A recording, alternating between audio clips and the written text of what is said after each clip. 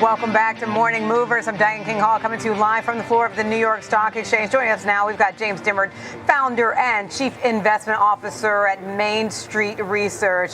James, thank you so much for joining us. All right, so big tech has made quite the recovery since those April lows that we saw, but there's still clearly room to run. You say buy the tech stock correction. Why do you think there's still room to run here? Hi, Diane. I think there's a lot of room to run. The stocks were sold off dramatically, right, with the tariff uncertainty and basically economic uncertainty. But, you have to think about going forward. If the Fed cuts, which we think they will in the second half, and things get more certain, there is no better growth rate story than the technology stocks and across the board. The AI play absolutely still alive. I think people have sort of forgotten that story, but we think it's got legs. Okay, you think it has legs. I mean, look, it makes sense when you see some of the growth in the mega cap tech names. Nvidia's made quite a recovery.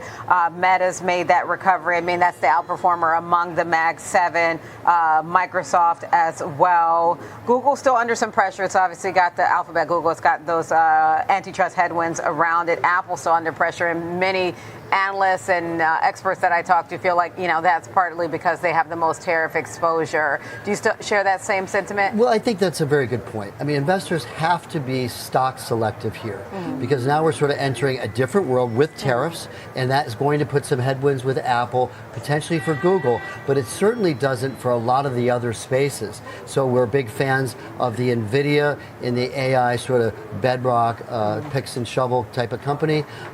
Companies outside of that, and you can go outside the U.S. as well. SAP, Mercado Libre, the Amazon of Latin America. Yeah. These stocks have all gone down a lot, started coming back. But if you really think about it, they've gone nowhere for 6 weeks, and the earnings have gone up. So the PEs have gotten compressed, and that's why we think it's a great opportunity. All right, we've got some earnings coming up in the cybersecurity space. You're bullish on that space, at least when it comes to Palo Alto. Tell us about your views here. We're bullish on the cyber security space in general. It is a must-have for Fortune 5,000 companies around the world. And Palo Alto is probably the best managed of the group.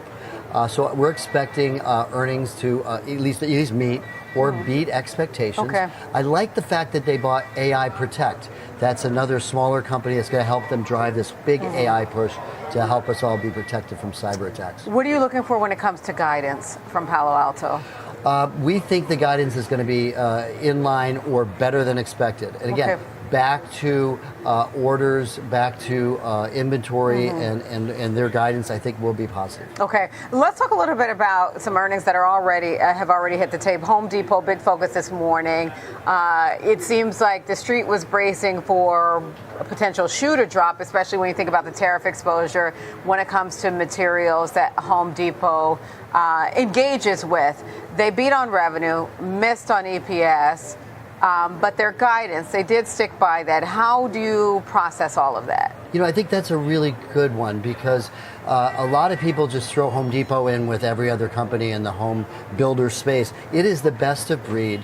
And what's really interesting is those earnings were missed, but the last 2 months, if you really dig in, the revenue started really increasing. And I'm going to put that on Mother Nature. We had a terrible traffic in stores. I think you're going to see it in Target tomorrow and TJX. And I think you're going to put that on uncertainty. This is the best of breed, best managed of the home builders in the home segment. We like Home Depot here. We'd be a buyer. Okay, so you would be a buyer. I mean, look, shares are ticking higher this morning off the back of their numbers, and it looks like the street likes the guidance. They're expecting sales growth of more than 2.5%, 2.8%. Same-store sales growth, they're projecting 1%. Do you think that things will bode well for them? Because, they have their spring buying season, and that's essentially their holidays.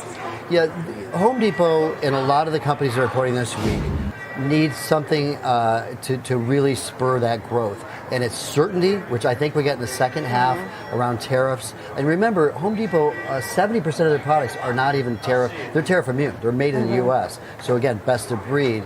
And the other thing we need is rate cuts. And I think we're going to get them in the second half. Boy, the housing market has never been worse since 2009. So this is the worst housing market since we've seen then. That affects Home Depot. You get rates to come down, Home Depot's shares are going up. Are you really expecting rates to be cut especially like when it comes to this June meeting? Because I'm hearing from different economists that it doesn't look likely. I think investors should not assume, I think if part of the market is assuming rate cuts in June.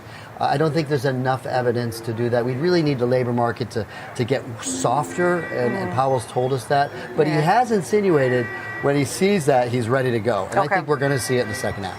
Okay, so when we look at Walmart's latest results, there still were indications that the consumer still has some strength, and you just mentioned the labor market. Strength in the labor market bodes well for consumer. What are you paying attention to when it comes to the strength or resilience of the consumer? Well, that's an important part of this economy, right? It's the biggest driver. And, you know, our view in the United States with tariffs and policy is that we're in Goldilocks standpoint. This is an economy that doesn't grow too hot, it doesn't grow too cold. And then Walmart is exactly where you want to be. They can service that model in slower growth, but resilient growth. I think that's what we're going to see. So we want to keep an eye on consumer confidence. I think it is going to get better with some of those things I mentioned earlier in the back half. So interesting. And then Walmart making the point about they may have to pass some of those price increases off or tariffs off to consumers. The president hitting back on social media about that. So it feels like it's a dance with regard to how these companies will have to explain and a potential increase in prices versus pushback from the government. Any thoughts or any final thoughts you want to leave us with regard to broader strategy and portfolio positioning, given where we are, especially given this kind of 90-day cooling off period it seems like we have? Yeah, our big message to investors is to use opportunities here. Don't let fear overcome you. I think that's really been happening with the fear gauges at highs. Take positions and think, where do I want to be at the end of this year, not where I want to be in a month, and position yourselves in the U.S. economy where there's a Goldilocks going on with companies that are resilient with strong balance sheets like a Home Depot. But don't forget to be a global investor. Outside the U.S., we have fiscal stimulus going on because the U.S. has withdrawn, and we got easier money. So there's really fabulous companies outside the U.S. Siemens, SAP, big names, same quality as an Apple or a Google, same kind of balance sheets, much better valuations. All right, some international exposure there. Thank you, James. That's James Demmert, founder and chief investment officer, Main Street Research. Our thanks to James.